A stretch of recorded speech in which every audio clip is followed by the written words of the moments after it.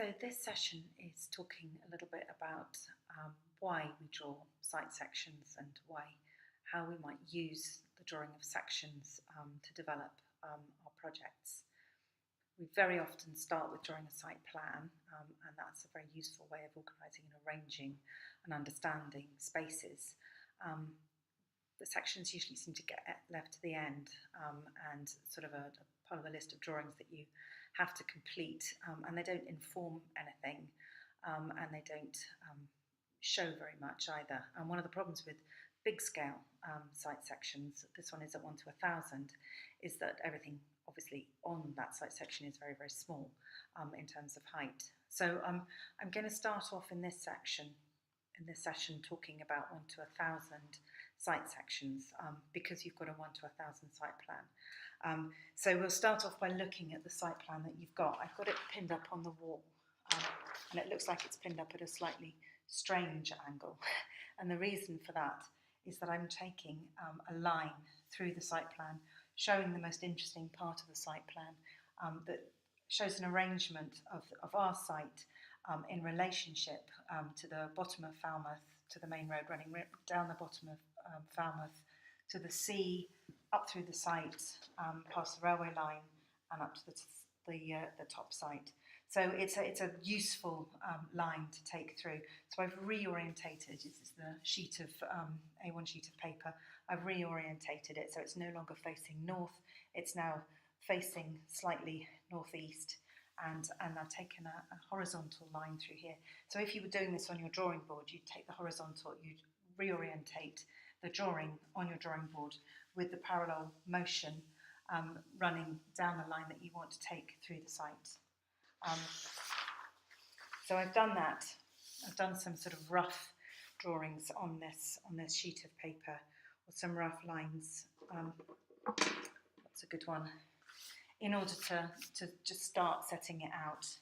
So the line that I just showed you that I'm taking through the site, I'm vaguely have decided that this one is the house that I'm going to concentrate on, and this is the cluster that I'm going to concentrate on.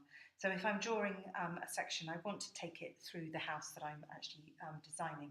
So I'm going to take it through that house. So the line that I'm taking is this line.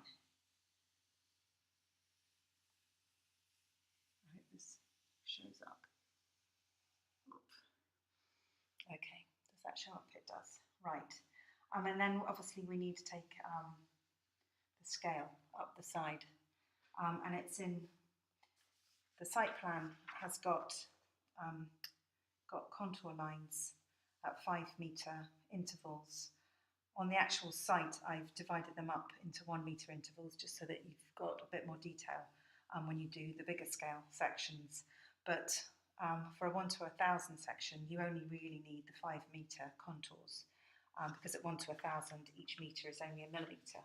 So I've only drawn, actually here, I've sort of vaguely indicated down the side 10, 20, 30, 40,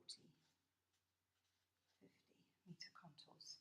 So 0 is actually sea level, and rather beautifully we've got sea level at the end there. So I'm sure you already know the process of building up your site section, but this is just to sort of remind you, just in case you don't. There's a contour line that runs through here, where it cuts through your line. You take a little cross, you follow that up. I'll change colour. You follow that up. You come to, that's the 55 metre, you come to a sort of 55 here, and you make the cross. And then this is a 50 metre contour line. You take that up, you follow it across, and you get another little cross here. So you end up doing that all the way down. Obviously, you've got lots and lots of contour lines here. You've got the 30 metre here somewhere. You take that up, you make a cross, 25 here, and you end up following all the way down until you get to sea level. There's some sort of, I don't really know what the contour lines are doing down here, so I've sort of done a bit of guesswork. The other thing that you're looking at with your section line is all the things that you're going through. So here you're going through a building at the top, here you're going through a railway line, You're going through this belt of foliage, trees, wildlife corridor next to the railway line. You're going through one of our courtyards. This is at 43 contour, and then you're dipping down a path, some more vegetation. This is my chosen site, and then you've got another flat courtyard, which is where we're going to do our gardening. You actually go through another building here, down through a gently sloping field, and you'll be seeing some of the things going on behind as well. So you'll be seeing these barns, which are sitting against the foliage at the back, the trees and plants at the back. Then you're going to be going down through another belt of intense planting, which is another wildlife corridor, through the little road that we've got coming up to the site, another road, etc., etc., etc. So I'm going to attempt to sort of trace that by using a thick black marker. So we've identified all these things, and we actually now can start mapping them all up. So for instance, the railway line here, we've taken the point through here, we've traced them through onto here, and then we've mapped them up. And the railway, I think it sort of it banks down at this point. So this is going a bit dry. Let's use a different marker pen. Okay, so the railway line banks down here, and then banks back up again. We've got our strip of foliage here, and we start kind of ambling down and down here. Got another cross here. This is our building, our site. We've got a bit of a dip, got a courtyard, another cross to take in, carrying down. This is our fields, dipping down, sort of potentially somewhere here. Got a pond that we could sort of dip through. That's quite a nice thing to include in your site section if you've got a pond. Dipping down again. Now we're going, our line is taking us through the road, dipping down through another road, through the main Falmouth Road, and then sort of through these industrial units and out. And then you've got the sea. So you could decide at this point that you've got some water in the pond, and then that's your sea line there. Okay, so we've already established that we've got these. So I'll just take this line up here, so up through this contour line and out. So you can see you've got a sort of fairly interesting. Bring this back marker pen into action. Here we go. Give it a bit of a stronger line. That's better.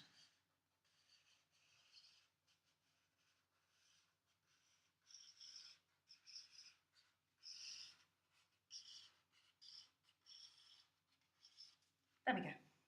Right, and then we've identified actually that we've got these swathes of planting that we're going through. So we could draw in some trees. It's well worth thinking about the height of the trees that you're going through. So trees can be anywhere, well, they can be any height obviously, but sort of a very, very tall oak tree is sort of 45 metres. So these are pretty whopping trees that I'm indicating here. So you can make a decision as to how mature your green belt, your planting is. Probably a sort of a bit of a combination of different types of tree. So those are sort of in the foreground. The other things that you're going to be going through is this building at the top here. So you follow the line of that building there, and you've got a building there. And thinking about the height of that building, obviously you're going to start making sure that the scale is sort of reasonably accurate.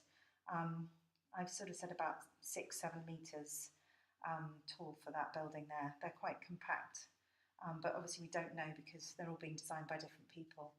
Then there's my site here that I'm going through, so I'm just going to indicate something there at the moment. And then I'm going to go through this one at the bottom here as well. So there's another little building that we're cutting through. So these are the buildings that we're actually cutting through, slicing through with our section, and these ones down here. So then we might want to think about putting in the stuff that goes on behind. So there's obviously a whole bank of trees that we've indicated along the northern boundary of the site.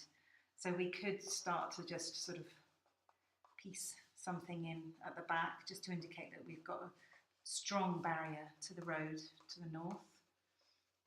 And we do that with a lighter pen because it's in the background, it's behind the section. And then we might also just put in the houses that we can see at the back of the courtyards, like that. And they sort of step down the hill, and then these barns occur somewhere like that. So it's starting to become a kind of a useful piece of information, but it's still fairly kind of low scale, and there's also a difficulty in understanding the different zones that we're passing through. So here I think it is quite useful with a site plan to start taking lines up and identifying zones, probably with writing or with hatching or with colour. So we might start looking at dividing it up into kind of useful pieces of information. So here, for instance, we've identified that we've got these wildlife corridors at these points. So you might want to, for instance, to hatch these corridors of greenery that go through your site, and then to label them somewhere. So you might put a line across the top actually.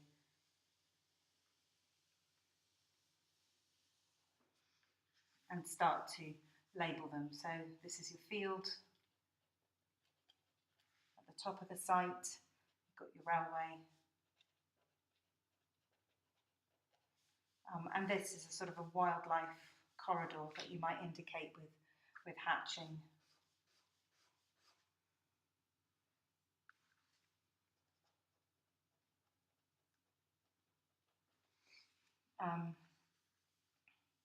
And so on and so forth. So you've got the actual site boundary, which exists from this point here, which is sort of here, to this point here, which is here. So you could have an indication of where the site is. And then beyond that, you've got things like the main road, which exists here. And you could indicate road there. There's a little mini road there that we cross over. So again, you could identify that, and so on. And there's another one there. There's another wildlife corridor there, which we could maybe hatch as an important part of our proposal. And the green swathe. And then we've got another mini one here between the two, between the last cluster and the fields.